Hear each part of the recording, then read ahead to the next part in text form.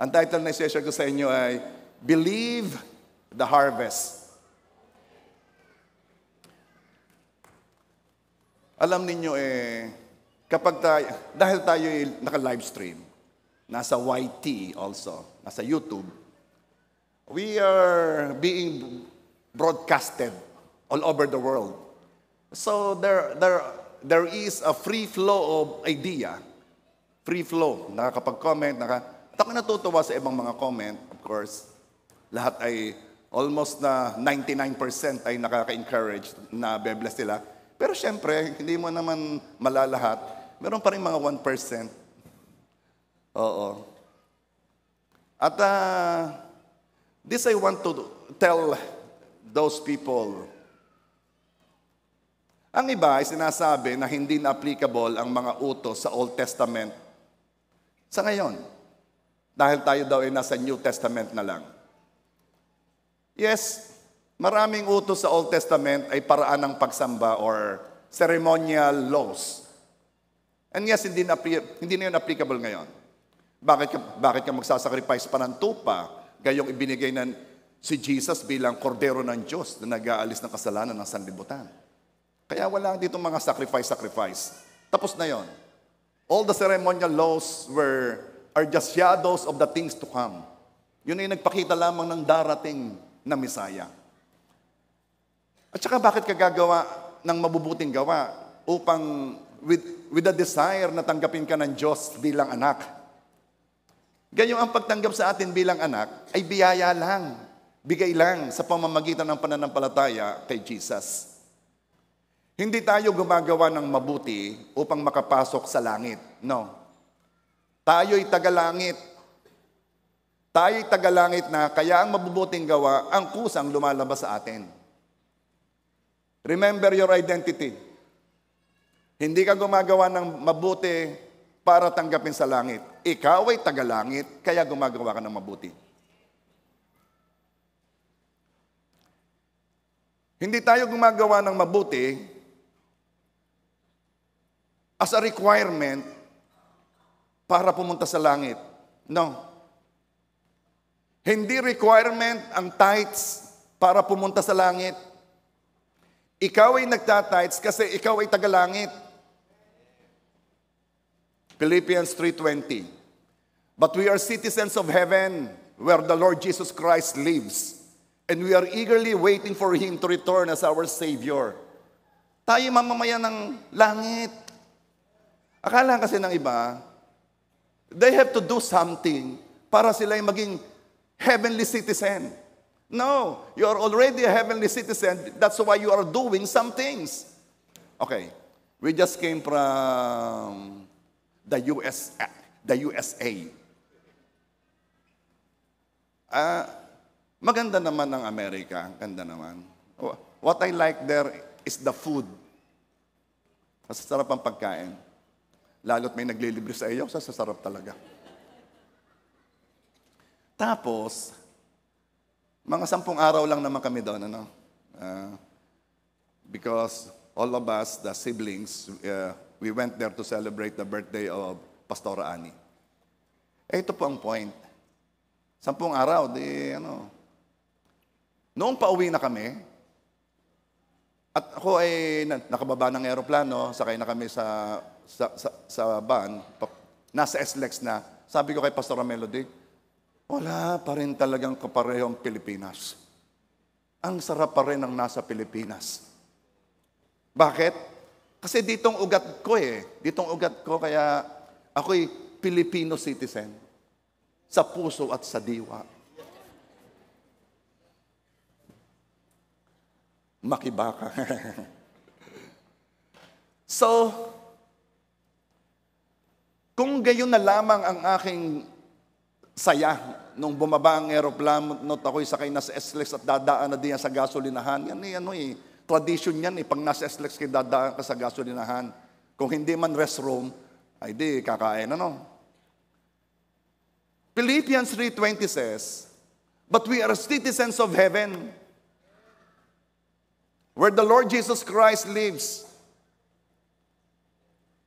Noong nakilala mo ang Diyos at tinanggap mo si Jesus bilang Diyos, Panginoon at tagapagligtas, hindi ka na Pilipino lang.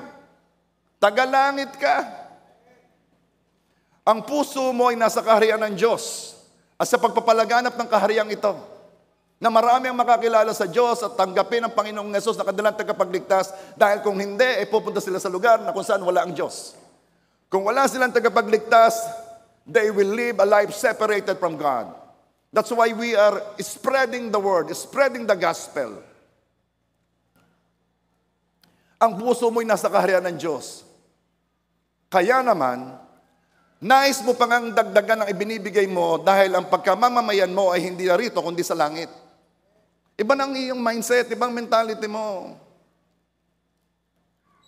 Kaya kung sasabihin sa iyo, ayan naman ang first fruit nasa Old Testament, yan naman ang tithes nasa Old Testament.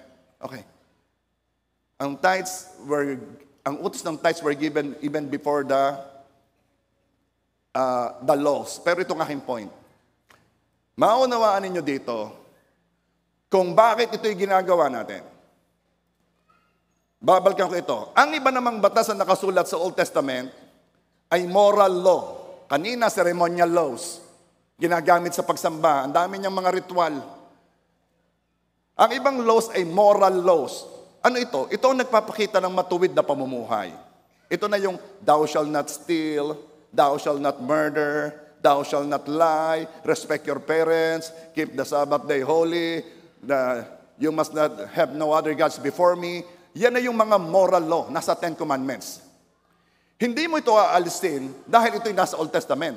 Bakit? Kasi bago ito isinulat ng Diyos, by the finger of God sa tablet, bago ito sinulat ng Diyos sa bato, ang Ten Commandments, nauna nang isinulat ng Diyos ito sa ating puso. Kahit walang Ten Commandments, alam mo na bawal pumatay. Isinulat lang, pero nakasulat na yan sa puso mo. At huwag mo sasabihin na dahil nasa Old Testament, ay wala na yon. Ito ang dapat nating maunawaan tungkol sa mga utos sa Old Testament at sa New Testament. Lahat ng utos. Lalo na tungkol sa pagbibigay. Because you might hear people that will give you doubt. Pero mahirap kapag nakilos ka sa duda. Dapat, I don't want anyone na kikilos na hindi niya alam ang ginagawa niya. Kailangan siya wholeheartedly, 100% alam niya ang ginagawa niya. Dapat nating maunawaan tungkol sa mga utos sa Old Testament o sa New Testament, lalo na tungkol sa pagbibigay. Listen, this is it. Ang pinagbuhatan ng maraming utos ay ang mga universal principles. May 3 gifts na binigay ang Diyos sa atin lahat. It's the gift of life na hindi natin na-appreciate.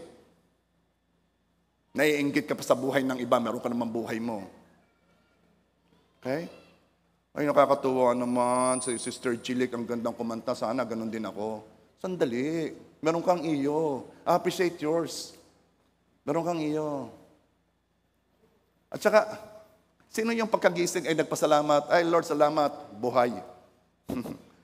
Why? Because may ilan ang hindi na nagising Pero ikaw ay, these are things na we must be conscious. These are the gifts of God. Ano pa yung isa? The gift of work. Magpasalamat kapag may ginagawa ka. Ang taong walang ginagawa ay sala ang kanyang sistema. Hindi yan ayos. Because nung nilikha si Adan, meron agad pinapagawa sa kanya. Nasa DNA natin yon. At pasalamatan mo rin ang gift na ang iyong family, ang iyong loved ones. Salamat, meron kang pamilya o friend, relationship. Pasalamatan mo yan. Ba't ko sinabi yon? Ang pinagbuhatan ng maraming utos ay mga universal principles. Ito ang mga batas na ayaw mo man, sa ayaw mo man o sa gusto mo man, maniwala ka man o hindi, ay siguradong mangyayari. Katulad ng the law of use, batas ng paggamit, o anumang lagi mong ginagamit, tumatalas ka doon, gumagaling ka doon. Sino sa inyo dito na nung bata pa, makakita ka lamang ng bilog, sinushoot mo na? Kakita ka lang, sinushoot mo sa Sa kapa-practice mo, inagaling din sa basketball eh. At pinangarap mong maging PBA.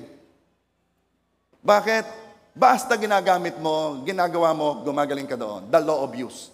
Kaya yung mga nagtatrabaho, gumagaling siya sa kanyang trabaho. At yung walang ginagawa, gumagaling din sa walang ginagawa. Kaya wala ka nang ginawa, kundi ganyan. Diba? So, universal law. Ano pang universal law? The law of gravity. Magkasundo man tayo dito at mag-agree tayo lahat, simula ngayon, hindi na tayo susunod sa law of gravity. Alam niyo ang law of gravity, ano? Ano ang law of gravity? Pag ikaw ay lumundag, tiyak lulutang ka. Yung bang law of gravity? No, babagsak. Kahit tayo ay magbutuhan dito, ina-abolish na natin ang law na yan. It is a universal law. Pumayag ka man o hindi, mangyayari. Maniwala ka man o magduda, it doesn't matter, mangyayari. Maraming mga utos sa atin came from universal law. Ang isa dito is the law of seed time and harvest. Kindly say, seed time and harvest. Genesis 8:22. While the earth remains, seed time and harvest, cold and heat, winter and summer, and day and night shall not cease. Hanggat may lupa, ang pagtatanim at ng pag-ani ay hindi titigil. Hanggat may earth. Maraming utos sa Bible, Old Testament, New Testament, ay ito ang basihan. Magpatawad upang patawarin. Seed, harvest. Kapag binato ng bato, batuhin ng gardenia. Bakit? Yun ang iyong seed, harvest ka doon. Hanggang ngayon, ang dami pa rin pinapalabas ng mga road rage, Yung ikaka, titigil, baba. Oh. Sabi ko, Lord, salamat. At walang nangyayaring ganyan. Alam mo yon, those are seed. Napakahirap hindi bumaba. Napakahirap. Sorry po, pasensya na po, di na po ulit, pasensya na po. Sorry po, ako po ang mali. Ang hirap. Mas madali yung, ba't mo ko sinisigawan? Hindi ako sinisigawan sa amin. Pero yun ay seed. The law of seed time and harvest. Everything you do ay aani. At ang daling magpababa ng tensyon kapag, pasensya na po, mali po ako, pasensya po, nagkamali. Ano pong magagawa ko para masolusyonan ito? Pasensya po, ako po talaga yung nagkamali. Hindi, talagang oo nga po, talaga nga po, ako nga po yung nagkamali. Sa hirap. Pero that is a seed. That is a seed. At minsan mahirap mag-seed ng maganda. Mas masarap mag-seed kung ano ang seed niya, yun din ang iyo. Seed time and harvest. Ito yung sinabi ni Jesus kay Peter, nung ipagtatanggol ni Peter si Jesus sa mga dadakip sa kanya, kinuhang tabak ni Peter, tinaga ang tainga nung uhuli. Ang sabi ni Jesus, Peter, balik mo yan, yung iyong patalim. Ang nabubuhay sa patalim ay sa patalim din namamatay. Seed time, harvest. What you sow, what you reap. Maraming utos. Ito ang basihan. Maraming utos sa New Testament, sa Old Testament, ito ang basihan. Kaya huwag niyo sasabihin, hindi na pwede yan nasa Old Testament. Why? Dahil ang ibang utos sa Old Testament na hindi man inulit sa New Testament ay atin pa rin ginagawa kasi ito'y kapaki-pakinabang para sa atin at ito'y kumikilos ayon sa mga universal laws. Ayon dito sa mga batas ng Diyos na hindi masisira. Hindi ibig sabihin at walang utos na maglagay ng seatbelt sa inyong barangay ay hindi ka na makikinabang sa utos na ito. Yehey, sa aming barangay, hindi pinapatupad ng seatbelt. Anong ibig mo sabihin? Dahil wala na yung utos, hindi mo gagawin? Kapag ang utos ay kapaki-pakinabang, kahit pa ikaw ay nasa inyong barangay o ikaw ay nasa Maynila, gagawin mo. Dahil kapaki-pakinabang. Dahil yon ay, ang pinanggalingan ay yung batas na talagang sigurado sila ayon sa kanilang pagsusuri na ang seatbelt ay nakakatulong. Kapaki-pakinabang. Sino dito na ang seatbelt na yung kanyang yung ng bag? Ang tawag doon? Yung strap ng bag. Oy, may manghuhuli. Ilagay mo ang ng bag. Palagay niyo makakatulong yun. A law is good if it is beneficial. At dito ko sasabihin, tithes, first fruit, giving seed, and everything that pertains to giving is a good law because it is beneficial to us. Are you there? Because seed time and harvest will remain, we must act on this principle. Matalino tayo eh. Kaya yung iniutos ng Diyos, yay maganda.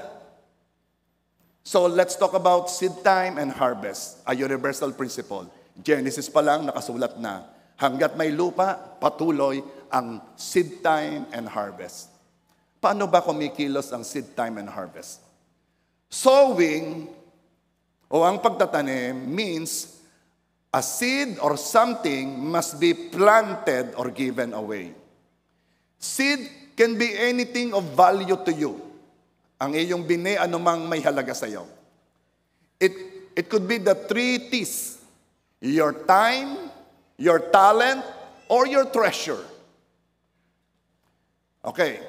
Kapag merong hindi nagpabayad, halimbawa, kinulayan ang buhok mo ni Sister Rosie at hindi ka pinabayad, si Sister Rosie nagtanim sa iyo. Now, kapag narinig mo naman, uy, hindi nagpapabayad si Sister Rosie, at nagpunta ka doon. At sabi niya, Jay, ewan ka? O siya, sige, bibigyan kita ng discount. Okay. Kapag may nagpa-discount sa iyo, nagtanim siya ng portion. Meron din. Ang ibig sabihin, tanim ko na ang iba. So, sa mga negosyante dito, nagtitinda, nagbibigay ng serbisyo, hindi ka nawawalan kapag ikaw ay nagpa-discount. Nagtanim ka lang.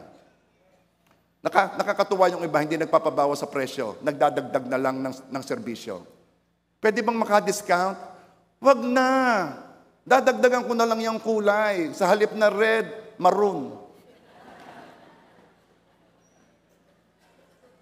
Hindi ka nawalan kapag nagpa-discount ka, nagtanim ka lang. Pag pinagtrabaho ka ng lampas sa oras, ni Atoy, nang walang bayad, huwag kang magalit. Tanim mo na. Kailangan magtanim ka. Bakit? Kapag nagalit ka, tapos kung ano pa sasabihin mo, by the way, ako'y nagsampu lang, hindi ginagawa ni Atoy yon, ha? Yata. Hindi ka nawalan kung ang kinuha sa iyo ay ginawa mong tanim. Halimbawa, ikaw ay nag-reserve ng silya. Anong nilalagay pag nag-reserve ng silya? Bag. Ano pa? Cellphone, nilalagay ninyo? Tubig. Yan. Tapos, may umupo. Anong pakiramdam mo? Kung hindi lamang Sunday service ito. Hindi ka nawalaan kung ang kinuha sa iyo, ginawa mong tanim. Tanim ko na yan. Alin? Yang silya. Para pagdating ng araw, ako'y umani rin. Papaano? Ay di halimbawa, ako'y manonood ng sine, may nakakita sa akin. ililibre na kita. O, umani ka ng silya sa loob ng sinihan. Iba't iba yan eh. Yung napalakpak na yun, talagang gusto lang manood na sili. Hindi ka nawalan kung ang kinuha sa iyo ay ginawa mong tanim. Ikaw ay pumunta dito, may dala kang payong, umuulan-ulan, iniwan mo sa labas kasi natulo dito. Paglabas mo, wala na ang payong, wala na ang ulan. Nasaan ang payong? Nadala ng ulan. Siyempre, maiinis ka. Ano ba naman yan? Church pa naman to. Kala ko mga tao dito, Christian. Yung paborito kong payong, galing sa bangko. Huwag kayong mag-alala. Maring Bet, ilang kain sa KFC bago magbigay ng payong? Wala pala yun. Okay. Ako'y ano dito kay Atoy, minsan ako'y nahihiya eh. Pagkasama ko, tuwi kami dadaan sa RFID, doon sa booth. Lagi nang, may kalendaryo na kayo? Pupunta sa gasolina, magpapagsula, may kalendaryo na kayo? Hindi na naman usong kalendaryo ato yun. Nasa cellphone na eh.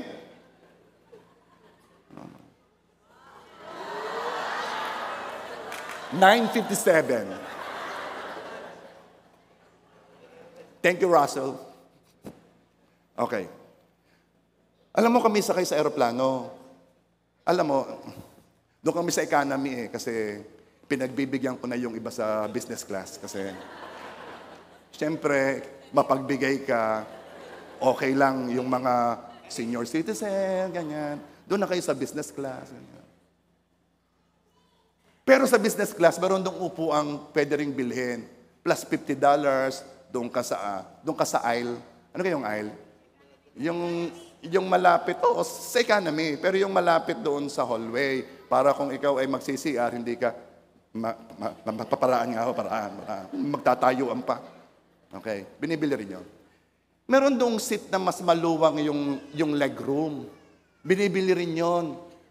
Ay narinig ko, yung katabi kasi, yung asawa, yung anak, tapos yung isang nakikiusap yung ama kung pwede daw na doon na siya.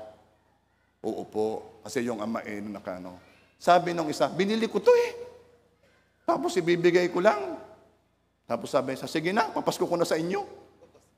So iyon po, nagtanim ng silya. Paano siya aani? Bay malay mong mayroong magbigay sa kanya ng business class, silya rin. Seed time and harvest. My point is this, everything can be a seed. Everything can be a seed. Lahat na may value sa iyo ay pwede mong ibigay, itanim, gawing binhi. The most common seed is money because money is a tool of exchange. Money represents value.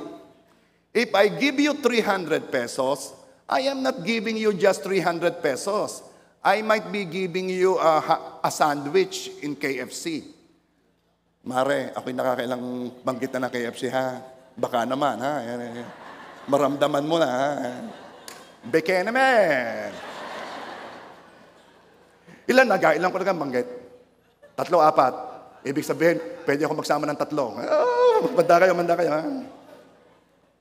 Ay, sa hilig sa libre ng mga worship. Okay. If I give you 300, I'm not just giving you 300. I might be giving you a KFC food, or I might be giving you a samgyupsal, or I might be giving you a dress at ukay-ukay. It depends upon you. If I give you 300, because 300, the money, represents a value. Bahala ka na doon. Kaya the most common seed is money. Yun ang malimit na itanim. Now, after sowing a seed, we assign harvest to it. Pag ikaw ay nagtanim, nag-a-assign ka ng harvest. Meron akong balita sa inyo. May Dunkin Donuts na yan. Yung hindi natuwa, huwag kayong kukuha ha. Pag kayo nakita ko nangunguna sa pila, siya kayo. Alam ba ninyo yung Dunkin Donuts? May nagtatanim niyan. Mga taga-Amerika. Gusto kayong pakainin ng donuts. Bakit kaya? Anyway, may kape rin. Alam niyo yung kape, yung galpong, may nagtatanim din noon. Lahat na kinakain nyo dyan sa labas, may nagtatanim. Umaano yung mga yun. Okay? Yung tinapay natin, anong tawag doon? Ugoy ba yun? Sortidos? Alam ba ninyo kung saan nagsimula ang sortidos? Kuya haba din pagkakadami kong adlib. Alam niyo kung saan nagsimula ang salitang yan? Doon yan sa word na assorted. Yung pala yung sortidos. Nung una, uso yan, dala-dala ang lata. Nakasulat, assorted. Sortidos. May dala kaming sortidos. Assorted. Yan. History. Wala na nagdadala ngayon. Yung lata-latang wala nagdadala. After sowing a seed, we assign harvest to it. Oh, listen. A harvest could be anything you lack.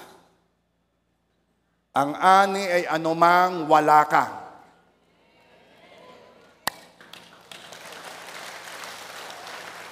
Ano ang wala mo? Jowa.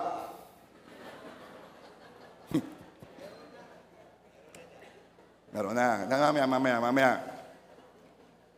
Ang ani is something beyond your reach as of the moment. It could be a promotion. It could be an opportunity to work abroad. It could be a new business, whatever. Anything na beyond your reach. Kapag ikaw ay nagtanim at malimit ang pagtatanim sa gawain ng Diyos, yun ang mga fertile ground. Sa mga ginagamit ng Panginoon, yun ang fertile ground. Nakasulat naman sa Bible, when you also give alms to the poor. Fertile ground yan. You will not assign a harvest that you can easily get. Ay katulad ni Pastor Eric. Doon yan Hindi yan magtatanim, sasabihin niya, gusto ko ng SUV. Kahit mamaya, pwedeng bumili yan Diga, pengi tatay. Narito ka tatay mo? Narito ka yung tatay? Okay. Bibinabantayan siyang iyong okay. Ang harvest mo, na i-assign mo sa iyong seed, ay yung hindi mo madaling makukuha. Someone I know from California, ako'y napapatawa Dala niya yung kanyang Lexus at siya'y magpapa-change oil. Nagpa-change oil. Pag-uwi, iniwan na yung kanyang sasakyang ipapa-change oil, bumili na ng bagong Lexus. Sino may gusto ng gayon? Hanggang ikaw pupunta ka sa Mitsubishi at magpapa-change oil ka, iniwan mo na ang sasakyan, kukuha na lang ako ng bago, inyo na yan. Yung babaeng yon o yung taong yon, hindi na siya mag-a-assign ng, Lord, this is my seed for a brand new SUV. Hindi na. Bakit? Madali sa kanya yun So a harvest is not only something that you lack, kundi ito is something na mahirap mong makuha. Are you there? Meron ka kayong medyo nahihirapang makuha?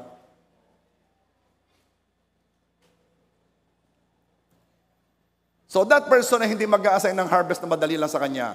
A harvest is what you lack and what is not easy to get by your means. And praise God, we are not limited by our means because we have a power in our hands and it is called seed. That's the power in our hands. Bakit ka mag-iiyak? Ba't ka mag-iiyak sa wala ka? Samantalang you have a seed para ikaw ay magkaroon ng harvest. Kristiyano, iba kayo Iba tayo Magugulat nga yung mga nasa labas Bakit? Because we live by the Word. Ang Word sa atin, ang Bible sa atin, hindi lang natin binabasa. Pinamumuhay natin yung. At pag sinabi ng Bible na ganon, kahit pasabihin ng mundo, ba't yung ginagawa yan? Well, you don't understand us. We live by the Word. At yun ang sabi ng Word. Okay? Gaano, Pastor, ang karami kong itatanim para sa kailangan ko? Gaano karami? I don't know. Ito kasi sinusukat sa pananampalataya.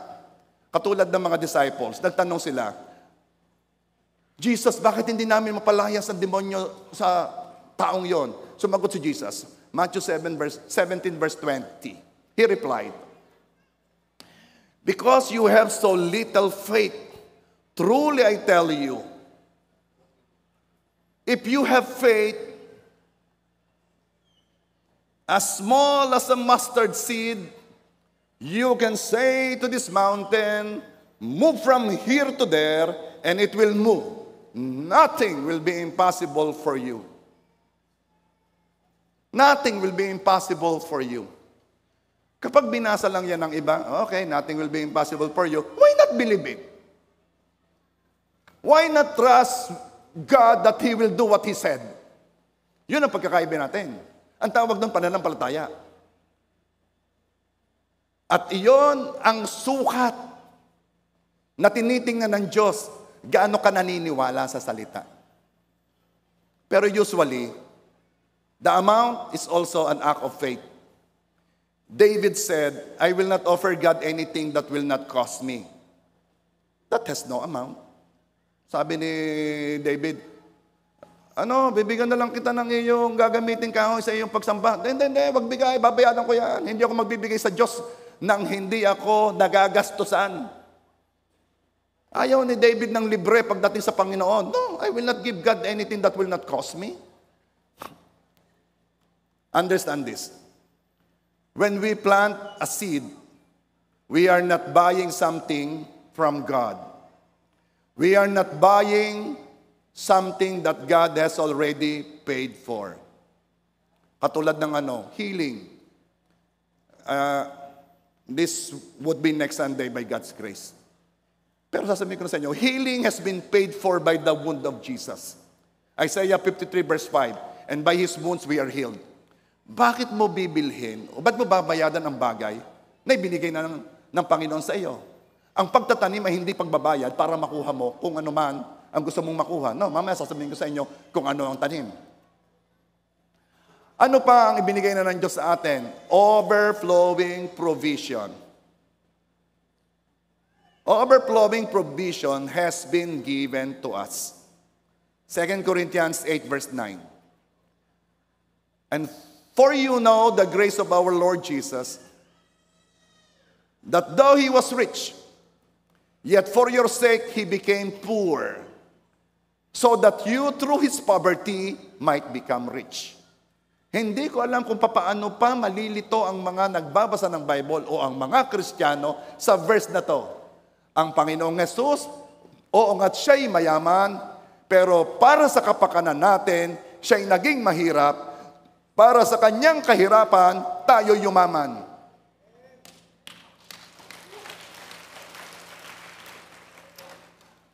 Paano nila sasabihin na hindi kalooban ng Diyos na pagpalain ng kanyang mga anak? Paano itong mga verse na ito? Okay? So this is my point. Hindi mo binibili sa Diyos ang naibigay na niya sa iyo. Paid na yon. Now, dito papasok ang tanim. To receive them is another story. We must believe the word. We must act in faith. Tayo kikilos sa pananampalataya according sa principle of sowing and reaping. Ang pagtatanim mo ay kilos ng pananampalataya. Yun ang paraan mo para matanggap mo ang binigay na ng Diyos sa iyo sa spiritual o sa kaharian ng Diyos. Nandoon na yon. Pero dadalhin mo sa physical, kikilos ka sa pananampalataya para matanggap mo yon. At ang pagtatanim ay kilos sa pananampalataya. Did you get it? Sana nakuha nyo kasi mahirap ulitin ang dire-diretsong hindi nahinga. Bakit tayo nagtatanim? Because we believe the harvest. Kayo mga negosyante, taas nga kami ng mga negosyante. This day is your day. This day is your day. Marami sa sasabihin ko ay para sa inyo. Bakit tayo nagtatanim? Because we believe the harvest. Dahil we believe seed time and harvest, pag tayo'y nagtanim, we wait in joy. Naghihintay tayo ng may kasiyahan. Because we believe the harvest. Hindi ka magtatanim kung hindi ka naniniwalang hindi ha-harvest. Aywan ko, may nakita na ba kayong farmer na nagtatanim, na alam naman niyang hindi siya aane? Will he continue doing that? No! Nagtatanim siya kasi alam niya sisibol yun. Ganon din tayo, seed time and harvest. Tayo nagtatanim because we believe the harvest. At dahil we believe the harvest, it keeps us from worrying. Sino dito ang warrior? Yung ang pastime niya mag-worry. Nagwo-worry siya sa future. Nagwo-worry siya sa mangyayari bukas. Sino? Praise God. Walang umaamin. Alam ba ninyo kung anong worry? Una, alam natin na resulta niyan eh. Kukuhanin niya na ngayon joy, kay maiirita, sira na ang araw mo, sira na ang diskarte mo, meron ka ng takot. Pero alam mo ba kung anong worry? Worry is unbelief. Pag ikaw ay nagwo-worry, hindi ka kumikilo sa pananampalataya. Kaya ang nagtanim, yan ay full of joy while waiting kasi nananampalataya yan because ang nagtanim believes in the harvest. Naniniwalang may ani. Are you there? Kaya naman sa halip na mag-worry, ang sasabihin niyan, may tanim ako eh. May tanim ako eh. At ang sunod na pagtatanim, nagtanim ka na. Ito nga eh, pag nagwo-worry ka, alam mong gagawin mo? Magpasalamat ka. Nagwo-worry ka? Lord, ako'y nagpapasalamat. Itong tanim kong ito'y pagpapasalamat na dahil tinanggap ko na yung hinihiling ko kahit hindi ko pa nakikita. Pananampalataya.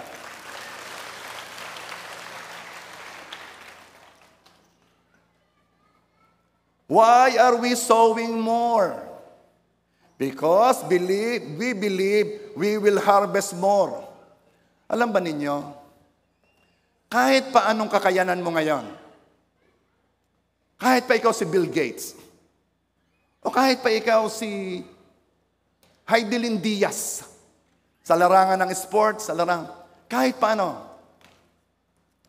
meron kang hindi kaya. Meron kang hindi kaya. Tama ka. That is why, kailangan mong kumilo sa seed time and harvest. Kailangan mong taniman yung bagay na hindi mo kaya. Are you there? Itong mga ito ay nagtatanim kasi naniniwala sila na may harvest.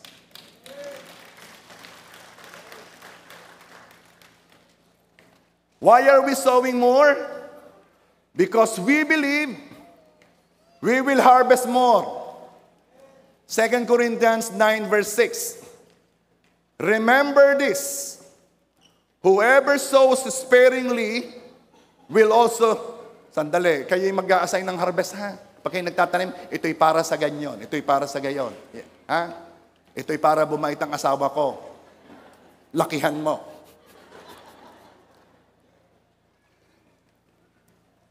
Huwag magtatanim ng basta lang. Pag hindi ka nag-assign ng harvest dyan, ako mag-a-assign diyan. Mag-assign ka ng harvest. Sige, hintayin ko kayo. Kahirap magsalita na hindi mo alam kung may nakikinig. Ano?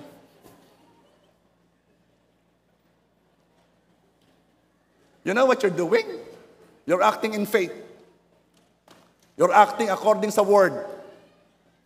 Because you believe the word. 2 Corinthians 9 verse 6, remember this. Whoever sows sparingly will also reap sparingly. And whoever sows generously will also reap generously. Ito'y totoo kasi ito'y nakasulat. Kung may nagsasabing hindi ito totoo, then burahin mo sa Biblia. Pero ang sabi ng Panginoon, ang sino man magbabawas sa nakasulat, sumpain siya. So kung ito'y nakasulat na, lakaran natin. Kaya ang Kristiyano iba.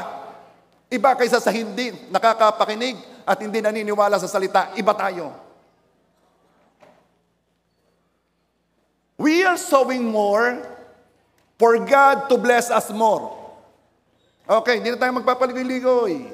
Yun talagang purpose. Tayo nagtatanim para pagpalain tayo ng Diyos pa ng higit.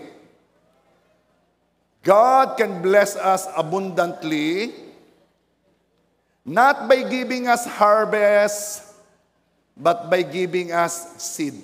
Uulitin ko. Tayo'y pagpapalain ng Diyos ng marami, hindi sa pamamagitan ng pagbibigay ng maraming ani, kundi sa pamamagitan ng pagbibigay ng maraming binhi.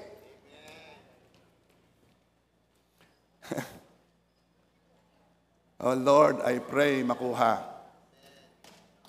Seed is meant to be given away. Kaya be excited pag binibigyan ka ni Lord ng maraming pantanim. Be excited. Sino kaya talaga dito ang excited na naghahanap ng tutulungan? Tataniman, gagawa ng mabuti, lalampasan ang una niyang ginawa sa gagawin niyang ito at excited siyang gawin yon because that person knows na gusto siyang pagpalain ng Diyos kaya binibigyan siya ng maraming seed.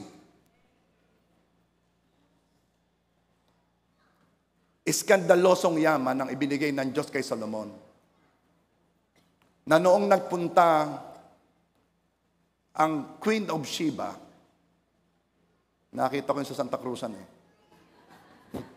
Nasa Bible pala yun. Dahil nababalitaan nila si Solomon at ang wisdom ni Solomon, nung nakita niya ang kayamanan ni Solomon, hinimatay siya. Reyna na yon, sanay yun sa kayamanan. So ano pong ibig yung sabihin, Pastor? Huwag kayong mawawala ha, meron akong pupuntahan.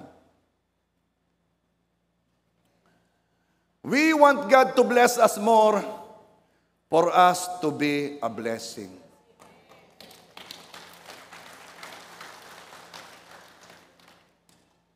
Hindi ka pa talaga mayaman kung ang iyong pagiging blessing ay kakaunti pang naaabot at nararating. Kung katulad ka na ni Bill Gates na abot ng IRI sa Los Baños, International Rice Research Institute, para tulungan yung institusyon na yon na makapag-produce ng mga high-yielding rice. Nagbibigay lang ako sa inyo ng model. Kaya gusto ng Diyos at kaya gusto ko na ituro ito. At kaya lagi kong dinideklara na sa lugar na ito ay mayroong lalabas ng mga sobrang blessed. Ay hindi lamang para i-enjoy mo yan, kundi para ikay sumagana sa mabubuting gawa. Lord, I told you, let this be your prayer. Lord, make me a blessing today. Anong ibig ko sabihin? Ngayon pa lamang, kung anumang level ng pagpapala ang tinatanggap mo, ngayon pa lamang practicein mo na ang pagiging pagpapala sa iba. Huwag mong sabihin, pag dumating, ay ako'y magbibigay. Huwag mong sabihin. Because generosity is not what's in your pocket. Generosity is what's in your heart. Kung anong meron ka, ay you're generous with it. Pag ya'y dinagdagan ni Lord, you will still be generous with it.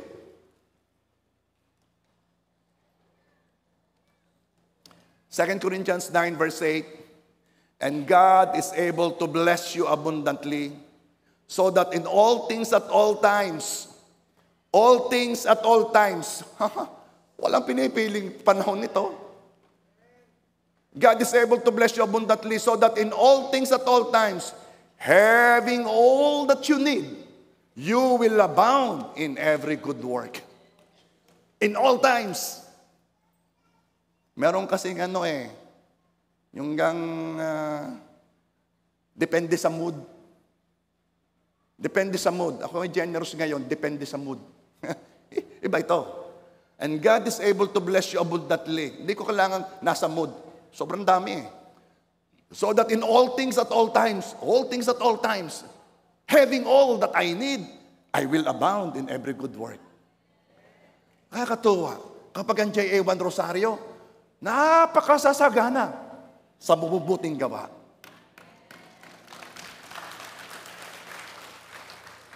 Na ang tatak natin, na kapag may mga taong nagsalita, ayan JA1, sa babait ng mga yan, sa gagaling magbigay, sa generous. Huwag kayong magugulat na kapag Paskuhan dito ay nagpipilahan.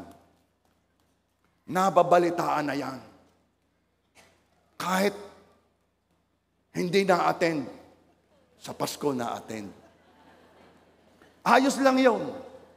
Because in all things at all times, having all that you need, you will abound in good work.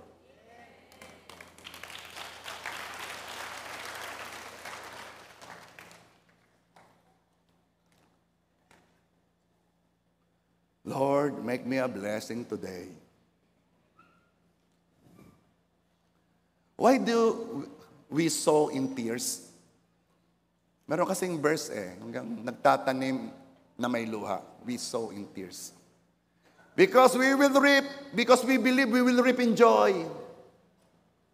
Psalms 126 verse 5, those who sow in tears shall reap in joy. Verse 6, he who continually goes forth weeping, bearing seed for sowing, shall doubtless come again with rejoicing, bringing his sheaves with him.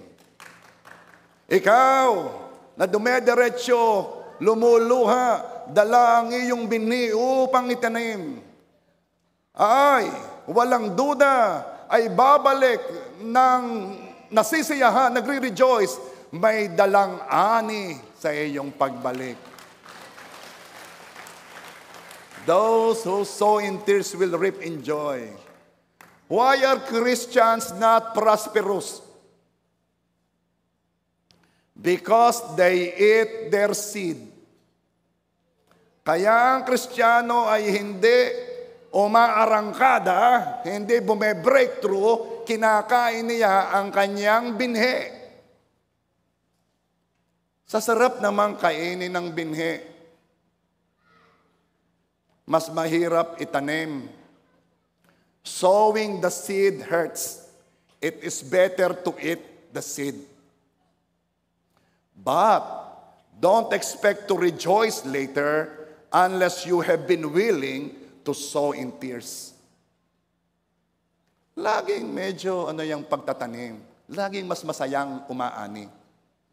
Pero hindi mo mararanasan ng masayang ani kung walang sowing in tears. What is sowing in tears?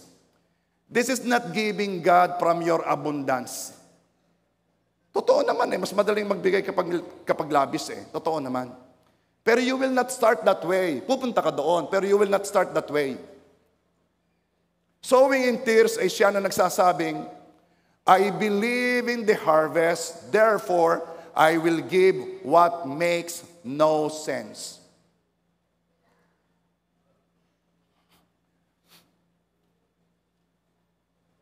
Ito yung kukuha ng atensyon dahil sa uri ng pagbibigay niya. Remember yung sabi ko sa inyo na magpapa-change oil lang, tapos pagdating tintrade din na pala yung kanya sasakyan at bumili na ng bagong Lexus. Brand new ha? Alam mo pagdating namin, ipinagamit kay Denise at kay Jeff. Wala pala kayong sasakyan mga bata, inyong gamitin. Sino dito? Honestly ha? Yung una mong sasakyan, yung brand new, yung mabango pa. Ang unang gumamit ay yung manghihiram. Sino? Taas ang kamay. Wala na. Sa dadamot natin, Malinis ka ang sapatos, malinis. Magpagpag muna bago pumasok. Kung naligaw, huwag ipapasok ang French fries, maamoy yan. Anong ibig ko sabihin? Let our sowing get the attention of others. Dalawa ang kilala ko na gumawa noon. Ang isa ay hindi ko na sasabihin, baka mabawasan ng kanyang reward. Pero sabi ko, sana magawa ko yun. Yung pagdating ng SUV ko ngayong taong ito, ay mapagamit ko sa manghihiram, kung kaya ko. Oo nga eh. Ayun yung sasakyang luma na, ayaw pa ipahiram. Ay, di lalo na yung brand new. Para bang pag may sumakay doon at may suminghot, ay nababawasan ng amoy eh. No? Sininghot na ng sininghot ang amoy eh, kaya na hindi na ngayon. Oh, I pray, maapektuhan tayo ng mga ganyang modelo. Why do I say those things? Because meron tayong mga modelo ng mga mananalangin. Yang si Sister Monet, hindi pa yan Christian, yan yung mananalangin na. Tagabukas ng gate ng simbahan, nananalangin na yan, hindi pa yan Christian. Hanggang ngayon, mananalangin. We have a model of prayerful people. Yang si Pastor Dex, prayerful yan. Gayahin na lang yun ng gayahin. We have model of good people who serve. Nako, yung ating mga security, hindi lang po yung security, magagaling din magluto yung mga yan. Sa gagaan ng katawan sa pagtulong. Nung ating anniversary, yung mga nagluto eh. Kayo kayo may nadala namang pangulam. Magaling naman. At wala. We have model of people who serve. Pero kulang tayo ng modelo ng mga givers. Hindi natin tuloy alam kung paano talaga ang generous giving. Hindi natin alam. Kailangan pang meron tayong makita dito, marinig doon. Ito yung kukuha ng attention mo. Ito yung tatawagin kang luko-luko or unreasonable ng mga nakakakilala sa iyo dahil sa iyong pagbibigay. Lagi ko sinasabi noon dahil kami ni Melody nagtanim nung una. Hindi namin pinapaalam sa iba dahil tsak masasabihan kami. Nasasabihan kami. Naalala ko nga, merong rural bank ay kakilala ng kapatid ko. Ay ako'y nagawa ng cheque na aking binibigay sa church na yon, sa church na ito. Okay. Saan ka nakakita na yung may-ari ng bangko? Tinanong ang kapatid ko, saan binibigay ni Ito yung mga anong yun? May-ari ng bangko, papakalman pa yung mga cheque. Tinanong ang kapatid ko. Ano ibig ko sabihin? Sila ay may scandalize kapag nalaman. Bakit? Kasi nung kami nagbibigay, lubog kami sa utang. Di ba dapat gayon, unahin mong utang? Pero alam ko pag inuna ko ang utang, lalo akong di makabayad ako'y nag-isip according to the Word of God. I-invest ko sa kaharian ng Diyos, mas mabilis umani. Mas malaking umani para mabayadan ko ang utang ko. And praise God, nabayadan ng utang ko sa ibang paraan. But my point is this, hindi ko totoo mapagsasabi. Para kasi pag nagsasabi, nagyayabang ka eh. Tuloy ang problema, hindi na kakaunti tayo ng modelo. Sa hirap magtanim kapag meron kang babayadan. Amen ba? Pero I'm telling you, yun ang sowing in tears. At tumanda ka to reap in joy.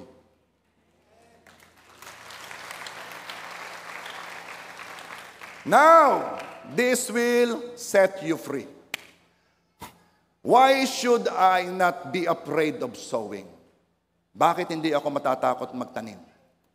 Not only because you believe the harvest, but because harvest does not stop. Hindi tumitigil ang ani. We should understand this universal law of seed time and harvest sa point of view ng kaharian ng Diyos. Again, a universal law is a law that will operate even you agree or you don't agree. We should understand seed time and harvest sa point of view ng Diyos. Uulitin ko, Genesis 8:22, while the earth remains, seed time and harvest, cold and heat, winter and summer, day and night shall not cease. Seed time and harvest shall not cease. A spiritual law. Ano sabi dito? Seed time. Kindly say seed time. Okay. Bakit ang seed may time? Bakit ang harvest wala? Seed time and harvest. Ba't hindi sinabing seed time and harvest time? Bakit seed time? Kasi ang seed may panahon. Noong ikaw ay nagtanim, that is your seed time. Ang harvest, walang panahon. Ang harvest, dere-derecho. Kaya walang harvest time.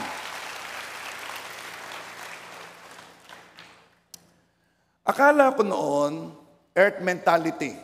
Taga-earth Ang nakikita ko, na matapos kong matanggap ang harvest, tapos na ang cycle. Ano ibig sabihin? Patay na ang seed.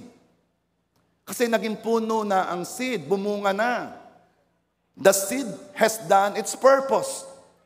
Yun ang akala ko. So, bumunga na, tapos na rin ang harvest.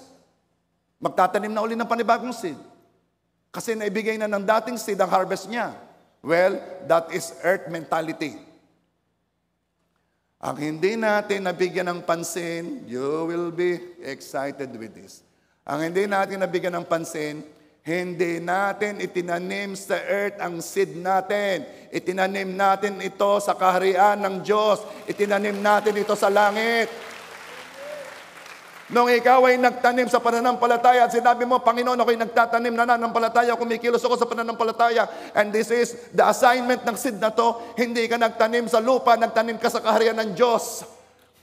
And this is the good thing about it. Walang namamatay sa langit. Ang itinanim mo ay hindi nawawala. Huwag kang manghinayang sa mga nauna mong seed, baka nawawala. Hindi, nandyan yan. Ang binhi mo ay nasa langit at patuloy magbibigay ng ani. Okay, sino dito nasa real estate? Ang business mo, real estate. Okay. Sino dito nangungumisyon sa pagbebenta ng lupa? Okay, tamo, marami. Nasa real estate kayo. Alam mo naman ang mga nag-aahente, ha? Sila yung sumuno sa tricycle. Itinuro ang lupa, ahente ho ako. Of course, nag-aahente ng lupa. Sa mga real estate investors, tatlo lang ang sinasabi nilang tatandaan. Tatlo lang. Kung gusto mong ikaw ay kumita sa real estate, sa lupa, sa properties, tatlo lang. Ang unang location, ang padalwa location, ang patatlo location. Location, location, location. Iyon ang magdidikta ng presyo ng lupa mo. Nung tinayo ang JA1, mumahal ang lupa sa namunga. Location, location, location.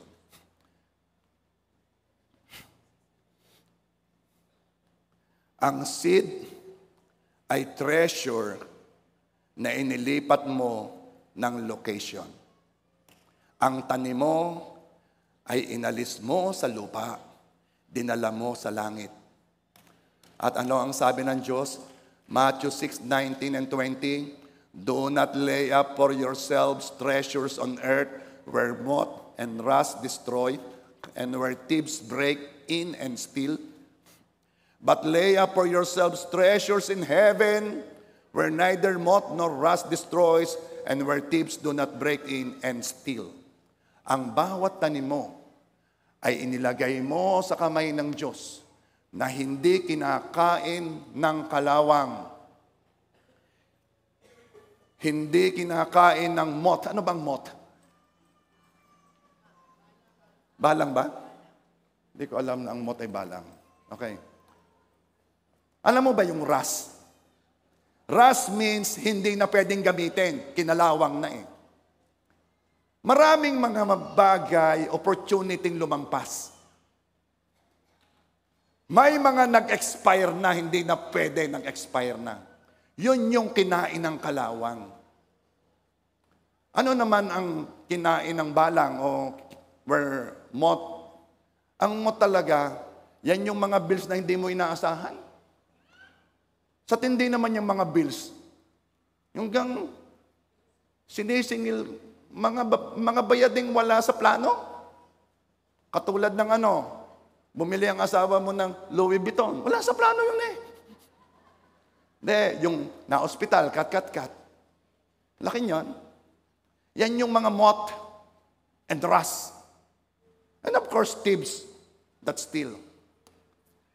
Kapag ikaw ay nagtanim, inaalis mo yan sa sitwasyon na pwedeng kainin, pwedeng mag-expire, at nilalagay mo yan sa langit where there is no moth, no rust, and no thieves that will steal your treasure. Huwag kang matatakot magtanim. Doon lamang naiingatan ang iyong treasure. Hindi lamang dumadami, naiingatan pa. Kaya ang lahat na tinanim mo, nag-i-exist pa rin. Buhay pa rin. Tumutubo pa rin. Now, let's... Parang nawala ako doon. God bless you. God bless you.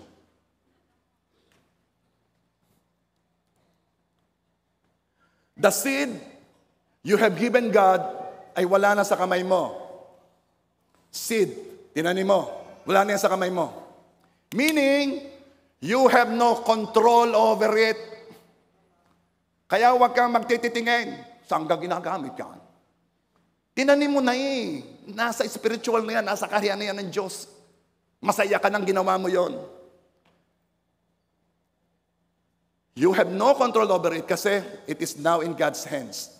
In a place where moth and rust can destroy and thieves can steal. The seed you planted long time ago is never lost. You know what? We have the earth mentality.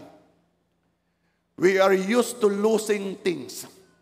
Sanay na tayo na may nawawala. Alam mo ang pamango? Pag di mo ginamit yan, nawawala ang amoy. Pag tinipid mo ng tinipid yan, nakakalabindalwa ka ng pusngat, wala ka pang naamoy. Nag-expire na. Kaya kung ako sa iyo, yung mga nakabalot diyan, na hanggang ngayon nakaplastik pa, pamigay mo na. Bakit? Para bumalik yung mas mabango. The seed you have given God, wala na sa kamay mo. And the seed that you planted long time ago is never lost. We are used to losing things, but not the things we put in God's hand. It will never be lost. Instead, it will continuously give harvest dito sa earth at ang marami sa langit. Bakit po marami sa langit? Kasi hindi kaya ng earth i-contain ang harvest ng seed mo. Gusto ko po sa earth, hindi kaya ng earth. Kaya nga, ang sabi ni Lord, it never entered the mind of people. They have never heard, never entered their heart, the things that the Lord had stored for those who love Him. Hindi pa pumapasok sa isip mo kung anong inihanda ng Diyos para sa iyo. Ano po yung verse mo dyan, Pastor? Mark 10:29 and 30. Truly I tell you, Jesus replied, no one who has left home or brothers or sisters or mother or father or children or fields for me and the gospel, verse 30, will fail to receive 100 times as much in this present age. Will fail to receive. Walang nag-iwan ng magulang, ng fields, ng anuman, ang hindi tatanggap sa panahong ito. At ito maganda. And in the age to come, eternal life. Dalawa. Sa panahong ito at sa age to come.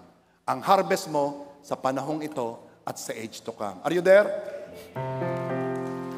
Ang Diyos lang talaga nagbibigay ng tremendous amount of harvest. 100-fold return, and much of it will be in life eternal. The harvest we receive on earth, kahit malaki na, ay hindi pa final harvest. Ito'y interest lang. Ulitin ko. Yung inani mo dito, sa tanim mo, masaya ka na? Hindi pa yan. Hindi yan ang 100-fold. Interest lang yan. And I pray that this will encourage you to plant more.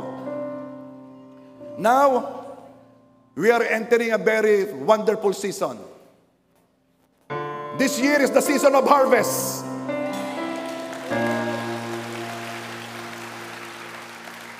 Ulitin ko. This year is the season of harvest.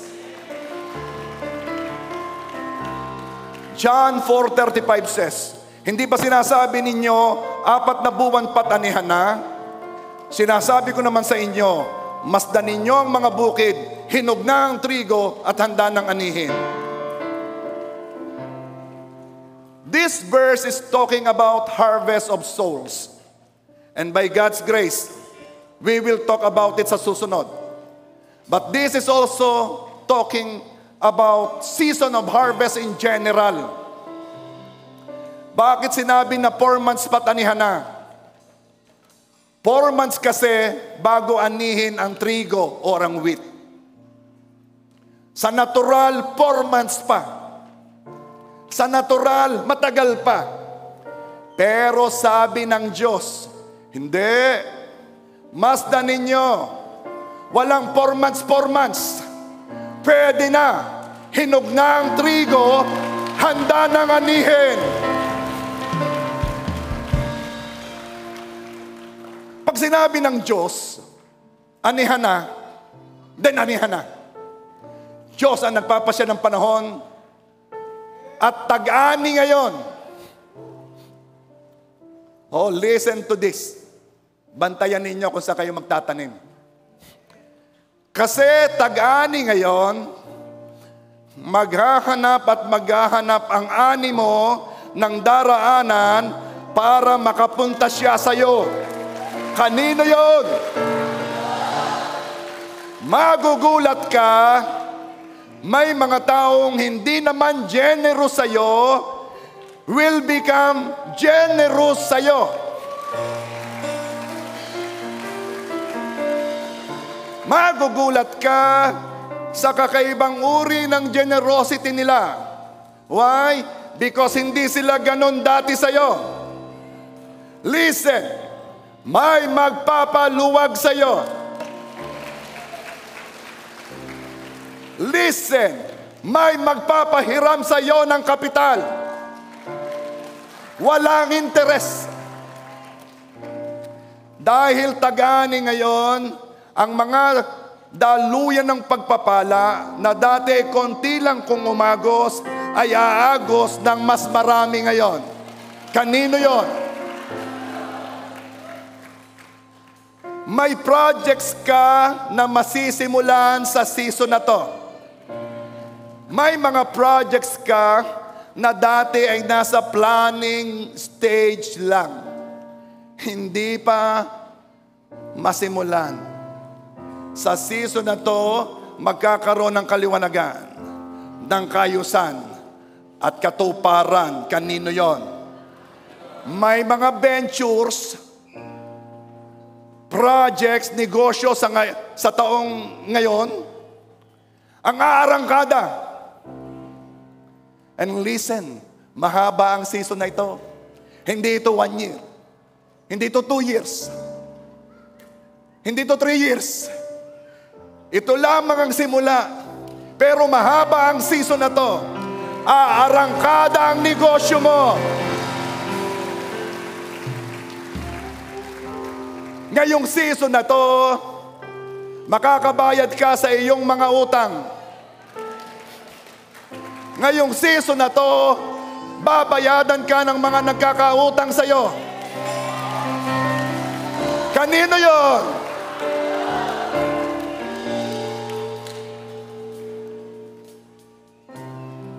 Ang nangyari noon ay preparation lamang sa season na to. Ang nangyari noon, nakala mo'y hindi maganda, ay kailangan lang palang maganap para mapagpala ka ngayon.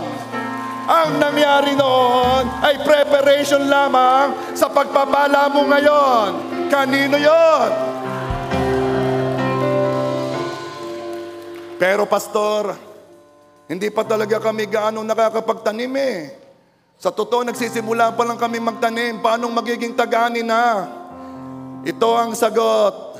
Then, may ibang nagtanim para sa'yo at ikaw ay aani.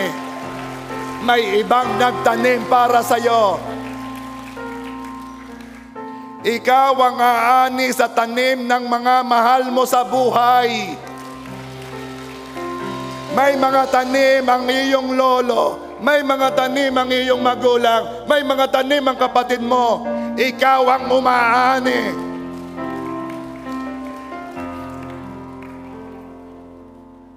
John 4:37 and 38. Dito nagkakatotoo ang kasabihang, ibang nagtatanim at iba naman ang umaani. Verse 38. Isinugo ko kayo upang anihin ang hindi ninyo itinanim. Ibang naghirap dito at kayo naman ang umani ng kanilang pinaghirapan. Kanino yun? Humanda ka. Meron dito. Tatanggap ka. Pamamanahin ka. Pamamanahin ka. Buhay pa siya, ibibigay na sa'yo. Ikaw ang aani nang hindi mo itinanim. Ikaw ang aani nang hindi mo itinanim.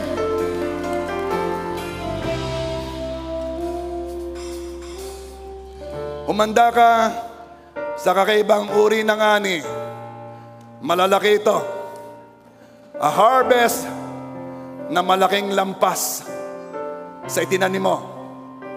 Kung noon ay may nangako sa iyo, kung noon ay may taong nasabi lang, o ramdam mo lang na papaboran ka, ipopromote ka, ngayon na yun magaganap. Ngayon na yun magaganap. Kasi ngayon ay tag-ani. Panahon ng tag-ani. Let everyone knows. Tag-ani na. Anihan na. The season of harvest is the season of rejoicing. Everything will fall into its place. Magtatama-tama lahat. Kitang-kita mo how God orchestrated everything. Kahit sa mga relasyon. This is the time. This is the season. Kung noong nagtatanim ka ay napapagod ka, kung noong naghihintay ka ay naiinip ka, ngayon ang panahon ng tag-ani. This is the season of rejoicing. Those who sow in tears will reap in joy. Sasabihin mo, ganun lang pala yun? Ganun lang pala kadali yun? Yes, kasi season, panahon. Kaya kusang lumalabas, kusang nagaganap. Yung kahirap makuha, yung kahirap makamit noon, yung kahirap-hirap noon, magugulat ka, ganun lang pala yun. Kanino yun? Kanino yun? Kanino yun?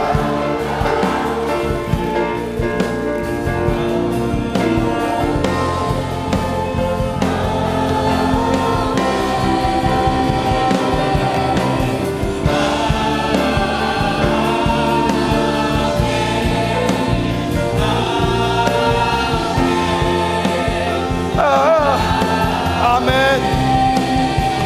Agree.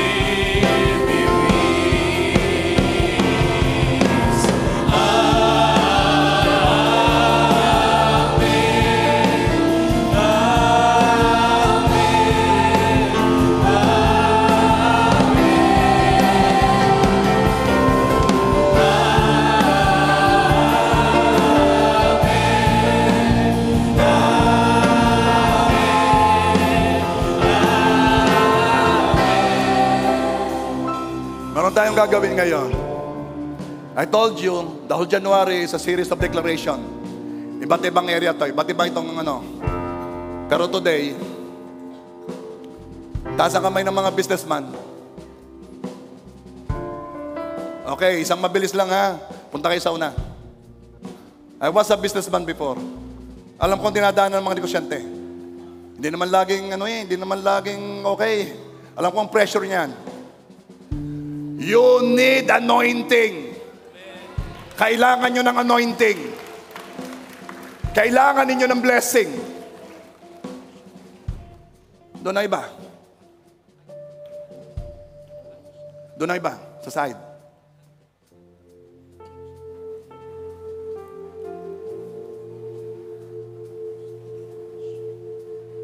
Okay. Anointed to do business. Anointed to do business. The first thing, you must know your purpose. Meron talagang anointed to do business. Kailangan alam mo ang layunin kung bakit.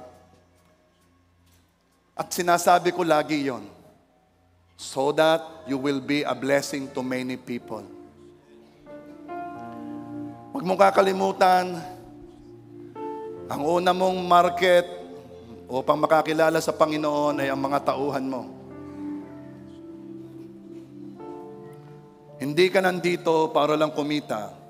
Nandito ka para makasama ka ng Diyos sa Kanyang purpose at ito'y lumaganap ang kaharian ng Diyos. Now that you know your purpose, now you need anointing. Some of you here are heavily in debt. Marami sa inyo dito ay napakalaki ng utang. Napakahirap umarangkada kapag lubog sa utang. I have a message to you. Itong taong ito, there will be a transfer of wealth. Merong pupunta sa iyo na hindi mo akalain, hindi mo ito inaasahan, at ang utang mo kung hindi man mabayadan lahat, ay kokonti na. At meron naman diyang lampas pa sa utang niya. It will be a transfer of wealth. Ikaw na nagnegosyo noon at pumalya, this is your chance because now you know your purpose. Meron naman dito, alam mo, pinagpapala ka ng Panginoon, pero meron challenges sa iyong negosyo, meron kang kinakaharap, meron kang mga nakakaagaw sa mga customer, may nakakaagaw ka sa projects. Pero wag kang magugulat doon, don't be worried about that, dahil ang Diyos mo ang source ng lahat. Noong mga taong, mga nagdaan, pumipilit kang magkaroon ng connection. You did everything. Now may sasabihin ako sa iyo, ang koneksyon ang lalapit sa iyo. Ang koneksyon ang lalapit sa iyo. Ikaw na ngayon ang mag-filter kung sino ang pagbibigyan mo. Businessman, businesswoman, this is your season. This is your season. And I pray, as you do business, hindi mo ito gagawin ng malungkot, hindi mo ito gagawin ng takot, kundi enjoy na enjoy ka. Enjoy na enjoy ka. It's so easy. Parang nung una nakahirap-hirap, bakit ngayon parang ang dali? Yes, because you are in the season. A season of harvest. Umanda ka ha? Sa iskandalosong laki ng pagpapala. Kanino yon? Kanino yon? Maring sa mga panahon, nakaranas ka ng malalaking blessing. Ambon lang yon. Ito ang season na magugulat ka sa kayang ibigay ng Panginoon mo sa iyo. At ang sasabihin mo, bakit nung malaki, mas madali? Bakit nung maliit, hirap na hirap ako? You know why? Because of the anointing. Because of the power. Because God is moving in your business. I am declaring anointing to do business. Anointing to do business. I am declaring favor. Favor. Kakaiba ang matatanggap mo. Ikaw ay ulo. Ulo. Hindi buntot. Ikaw ang mangunguna. Ikaw. Now, as you lift up your hands, please. Father God, itong mga kamay na ito ay handa nang tumanggap sa iyo. The anointing to do business sa taong ito. Ang pinakamalaki, ang pinakamatindi, pagsamahin ang 7 taong nakaraan, mas malaki pa ang sa taon na ito. Kanino yan? Kanino yan?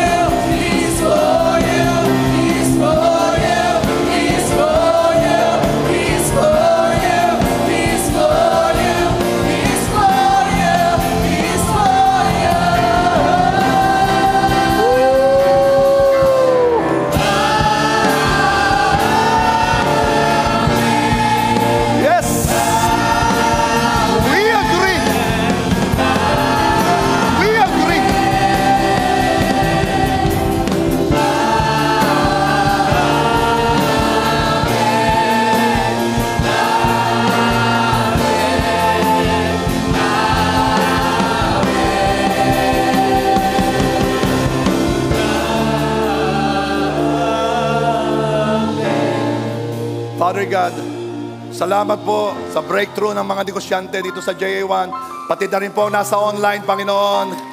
This is the season of harvest, Panginoon. Salamat po, Lord God, sapagkat we are expecting sunod-sunod na projects, sunod-sunod na profits, sunod-sunod na victory. Lord God, we will hear those testimonies. Thank you, Father. At Lord, sa lahat ng mga nagtanim, nagdideklara ko ng mabilis na ani, because this is the season of harvest. Mabilis na ani. This we pray in Jesus' name. And everybody say,